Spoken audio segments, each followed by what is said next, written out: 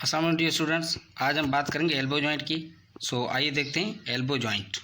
सही है, जैसा कि आप लोगों को पता है एल्बो जॉइंट आर्म में फोर आर्म के बीच वाला जॉइंट है एल्बो जॉइंट।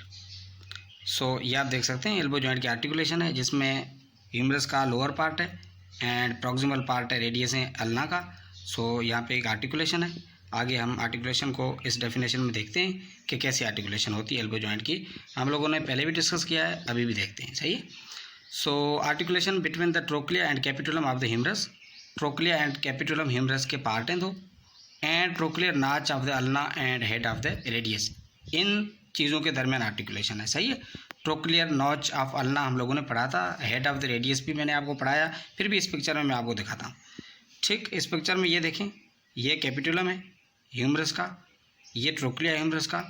ये ट्रोक्लिया जो है ट्रोक्लियर नाच ऑफ अल्ना के साथ आर्टिकुलेट कर रहा है, और ये capitulum head of the radius के साथ आर्टिकुलेट कर रहा है। इस आर्टिकुलेशन से क्या बन रहा है? एल्बो जॉइंट बनना है। ये ट्रोक्लियर नाच है, ट्रोक्लिया की अपना अल्ना की ट्रोक्लियर नाच है, जिनमें ये ट्रोक्लिया आगे फिट होता है, और ये कैपिटुलम है जो का हेड ऑफ द रेडियस के साथ आर्टिकुलेट कर रहा है।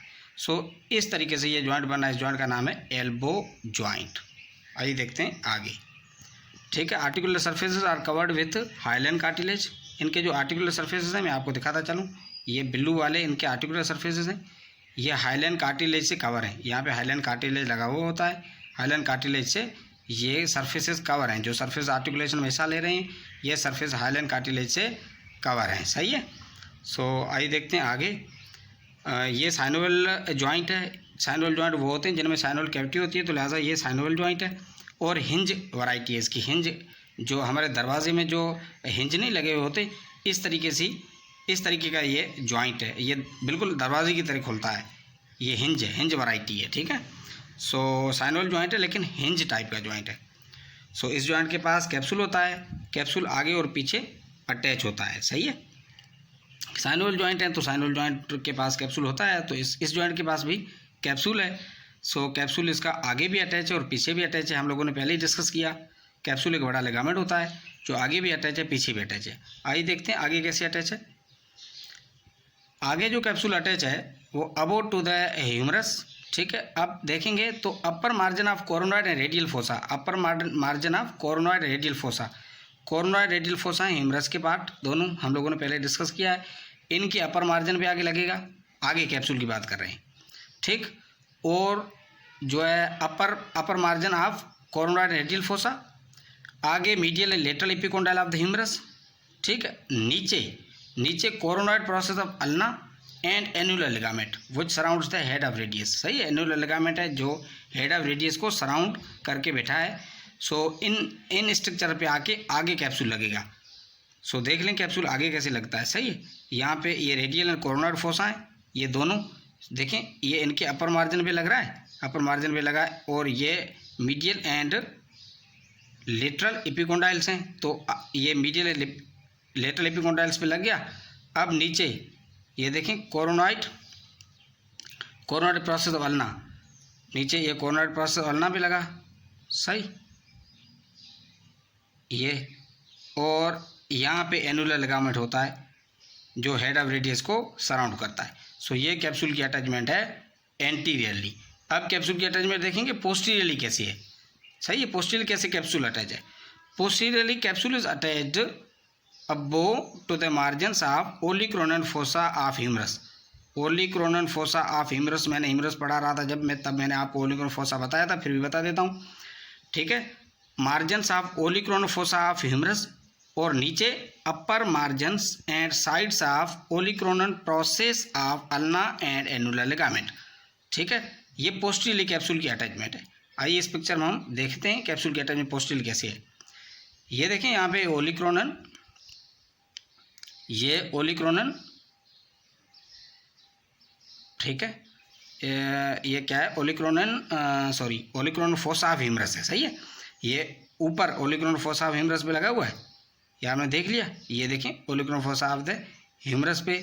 और अब हम नीचे जाएंगे। ठीक है। नीचे कहाँ पे लगा हुआ है? Upper margin and side of olecranon process of ulna. ये अल्ना का ओलिक्रोनल प्रोसेस आप देख सकते हैं। ठीक है। अल्ना का ओलिक्रोनल प्रोसेस, ठीक, ये यहाँ पे लगा हुआ है, देखें अल्ना का ओलिक्रॉन प्रोसेस ये है, इन पे लगा हुआ है। और यहाँ पे एनुलर लिगामेंट होता है जो कि हेड ऑफ रेडियस को सराउंड करता है।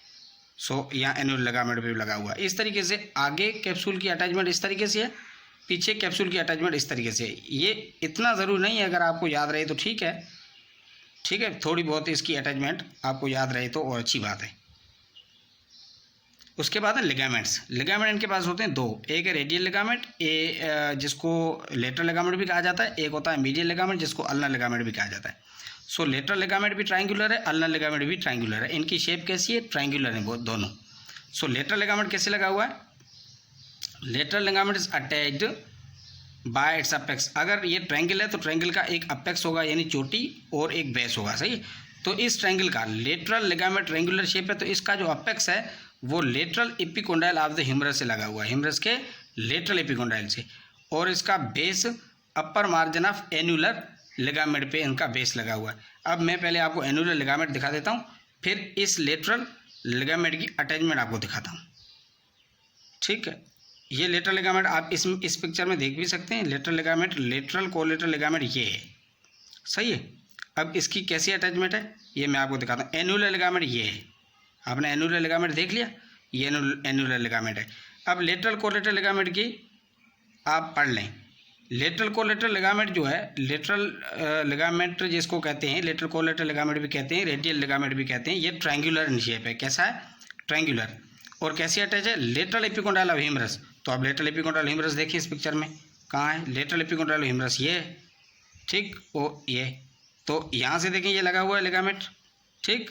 ये लिगामेंट देखें लेटरल यहाँ से लगा हुआ है, और नीचे एनुलर लिगामेंट पे, तो एनुलर लिगामेंट लिहाजा ये है।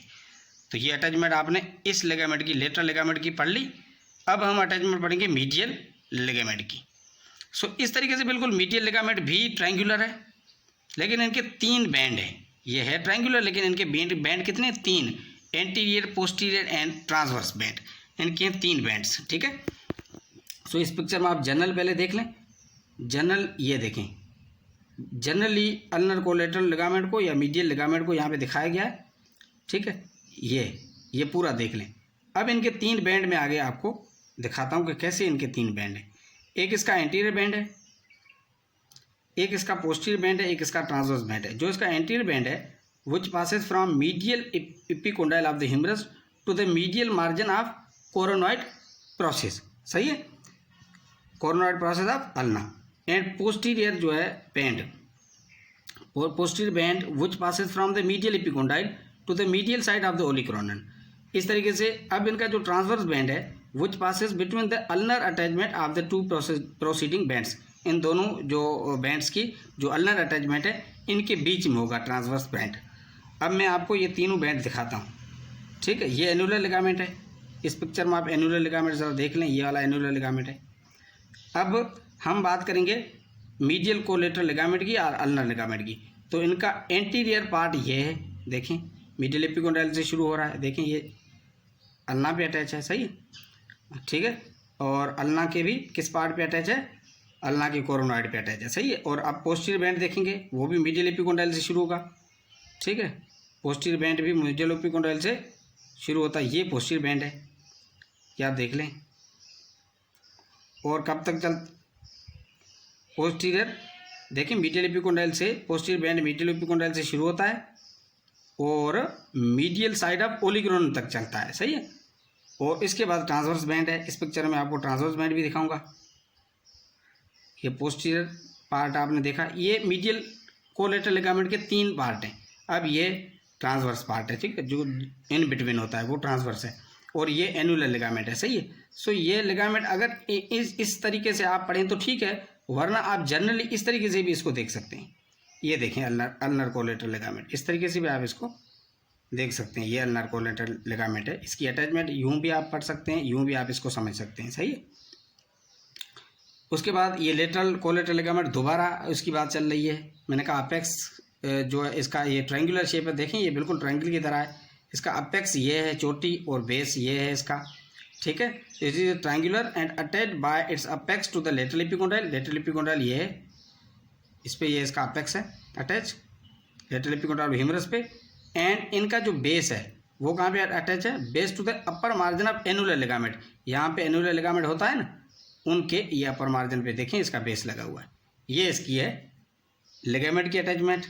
उसके बाद इसके पास साइनोल मेम्ब्रेन होता है। Synovial membrane this lines the capsule. Synovial joint है तो साइनोल मेम्ब्रेन है इसके पास। It continues below with the synovial membrane of proximal radio ulnar joint. यहाँ पे मैंने आपको पहले ही बताया प्रॉक्सिमल रेडियो अल्नर जॉइंट बनता है in between the proximal end of the radius and ulna. So जो प्रॉक्सिमल रेडियो अल्नर जॉइंट है उनकी जो साइनोल मेम्ब्रेन है उनके साथ एल्बो जॉइंट की साइनोल मेम्ब्रेन भी आके कंटिन्यूस होती है। सही है, तो यही बात है, बस सिंपल बात है। नर्व सप्लाई इसकी branches from median ulnar musculocutaneous and radial nerves. इन नर्व्स के आपको नाम याद रखने हैं, ठीक है। सो इसके बाद जैसा कि हम लोगों ने हिल्टन लॉ पढ़ा था कि जो मसल्स इनके अराउंड होंगे और उन मसल्स की जो नर्व सप्लाई होगी वही नर्व सप्लाई इस जॉइंट की भी होगी। तो लिहाजा इस एल्बो जॉइंट की नर्व सप्लाई ये है median ulnar musculocutaneous and radial nerve की ब्रांचेस इनको जो है वो सप्लाई कर रही हैं एल्बो जॉइंट को। उसके बाद मूवमेंट्स कौन कौन सी होती है? Elbow joint is capable of the flexion and extension, ठीक है। एल्बो जॉइंट हिंज जॉइंट है, हिंज दरवाज़ा कैसे खुलता है, फ्लेक्शन एंड एक्सटेंशन वाली यही मूवमेंट इस पर होती है। फ्लेक्शन कौन कराता है? ब्रेकिलस, बाइसेप ब्रेका, ब्रोकियोरेडियलस, प्रोनेटर टीरीज, ये मसल्स क्या कराते हैं? फ्लेक्शन कराते हैं। आपको उनके नाम याद रखने हैं, हम लोगों ने ये मसल्स पढ़े भी हैं, ठीक है। और इसके बाद extension is performed by the triceps and anconeus muscle. ये मसल्स हम लोगों ने जो है ये मसल भी पढ़े हैं। ये मसल एक्सटेंशन कराते हैं और वो मसल जो है वो फ्लेक्शन कराते हैं। जो ऊपर फ्लेक्शन वाले मसल्स हैं ब्रेकिलस, बाइसेप ब्रेका, ब्रोकियोरेडियलस, प्रोनेटर टीरीज, और एक्सटेंशन कराते हैं ट्राइसेप एंड एनकोनियस मसल। अब फ्लेक्शन एक्सटेंशन होती कैसे मैं आपको दिखाता हूँ इस पिक्चर में। देखें फ्लेक्शन एक्सटेंशन ये आपने देख ली, ठीक है। ये देखें बेंड कर रहा है तो ये फ्लेक्शन है, खोल रहा है तो ये एक्सटेंशन है। उसके बाद होता है कैरिंग एंगल। ये एक एंगल बनती है जो किनके दरम्यान बनती है? It should be noted that long axis of extended four arm में ये फोर आर्म को अगर खोलेंगे आप तो एक एंगल बनेगी, lies at an angle to the long axis of the arm. ये arm and extended forearm के दरमियान देखें एक एंगल बन रही है, विच ओपन्स लेटरली खुल रही है, एक एंगल बन रही है। इस एंगल का नाम है कैरिंग एंगल।